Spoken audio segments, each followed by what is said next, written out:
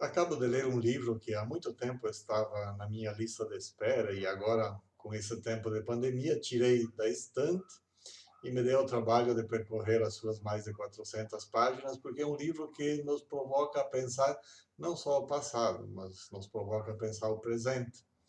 Trata-se do livro A História do Medo do Ocidente, do historiador francês Jacques Delumeau. Ele analisa 3 séculos e meio da história europeia, e como nesse período, do século XIII ao século XVI, o medo foi algo que perpassou todas as sociedades naquele continente. Medo da fome, medo da guerra, medo da peste, medo da noite, medo do mar, medo dos judeus, medo dos muçulmanos, medo dos hereges, medo do diabo, medo das mulheres, medo das feiticeiras. Tantos medos que, como um fio condutor, vão fazendo o caminho da história de todas as populações, desde o Mediterrâneo até as Ilhas Britânicas, desde Portugal até a Polônia e a Rússia. Segundo o autor, há duas grandes categorias de medo: os medos das classes populares e os medos das classes dirigentes. Os pobres têm medo daquilo que ameaça a sua sobrevivência, enquanto que as classes dirigentes, a nobreza e o clero, têm medo dos medos dos pobres. E para administrar esses medos, eles direcionam o foco do medo, criando um inimigo a ser destruído. A pergunta é: por que esses medos são possíveis?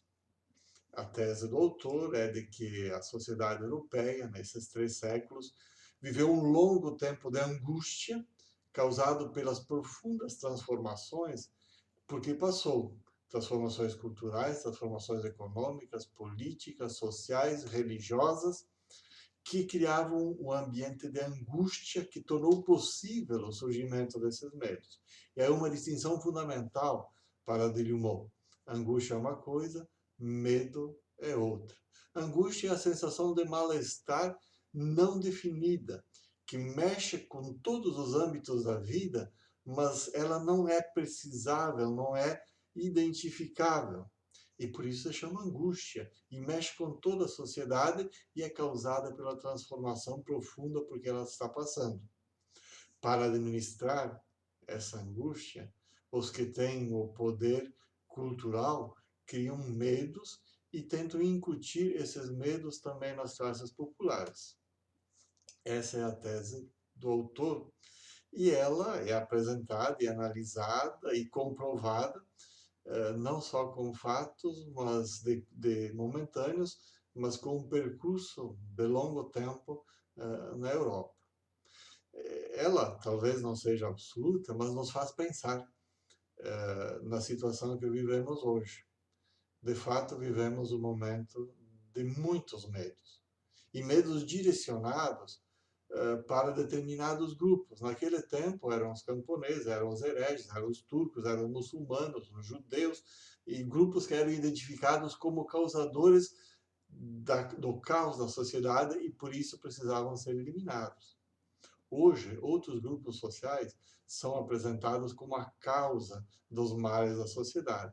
Mas aí vem a pergunta: eles são realmente a causa ou são o bode expiatório da angústia pela qual passa toda a nossa cultura e toda a nossa sociedade? A tese de Delumeau merece ser pensada. Angústia é uma coisa, medo é outra. Nem sempre os medos identificados são as verdadeiras causas da angústia. Muitas vezes são o bode expiatório para desviar a atenção do real problema por que vive a sociedade. Medo é sintoma e é importante tê-lo em conta, mas todo sintoma ele tem que ser analisado a partir da causa da doença pela qual passamos. E isso é um desafio que nós todos precisamos enfrentar com calma e serenidade para que não façamos aquilo que hoje deploramos da Idade Média: perseguir e eliminar grupos, tornando-os bodes expiatórios das angústias da nossa sociedade.